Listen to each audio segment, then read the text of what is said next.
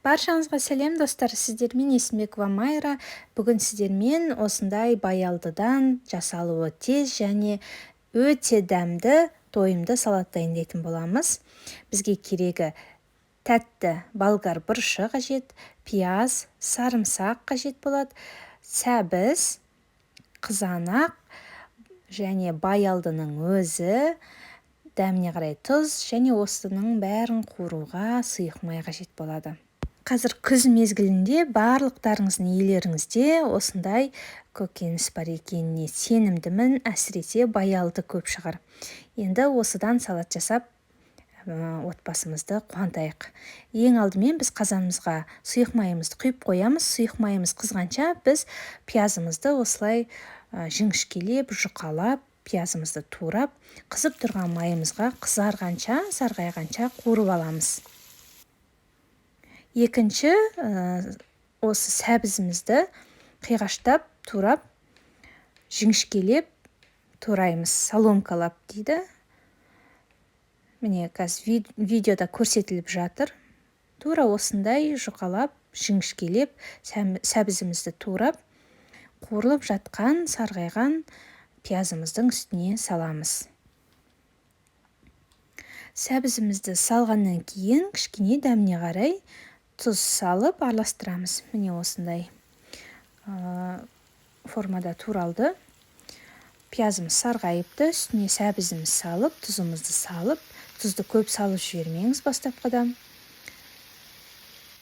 Енді сәбізіміз кішкене жұмсарғанға дейін араластырып, бетін жауып қуырамыз. Үшінші кезекте бізде қызанағымызды екі бөлікке бөліп, осындай формада тураймыз. Қызанақ көп болғаны өте жақсы, ол өзінің суын бөліп шығарады. Бұл салатта ешқандай су қоспайсыздар, көбісі ойлайды, су қосып пісірді деп. Жоқ, ондай емес. Қызанақтың өзінің суы, соғы бөлініп шығады. Бізге сол қажет болады. Міне осындай салып, қызанағымызды бетін жауып пісіреміз. Ендігі кезекте бізде болгар бұрышы. Болгар бұрышы менде тәтті.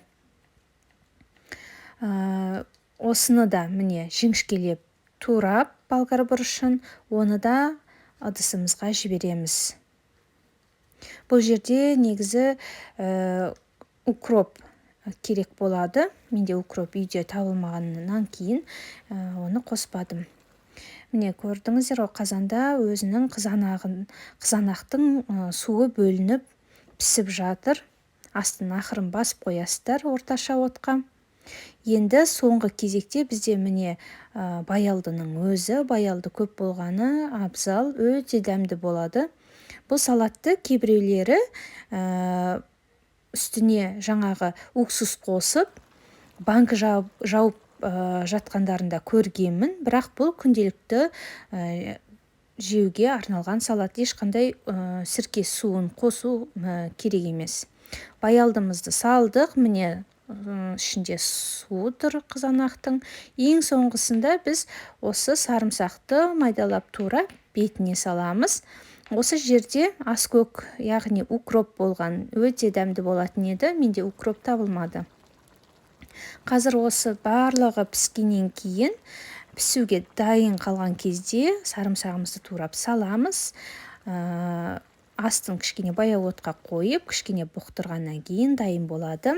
Ас болсын. Сіздермен болған Есімбекова Майра. Келесі видео рецептте кездескенше сау болыңыздар.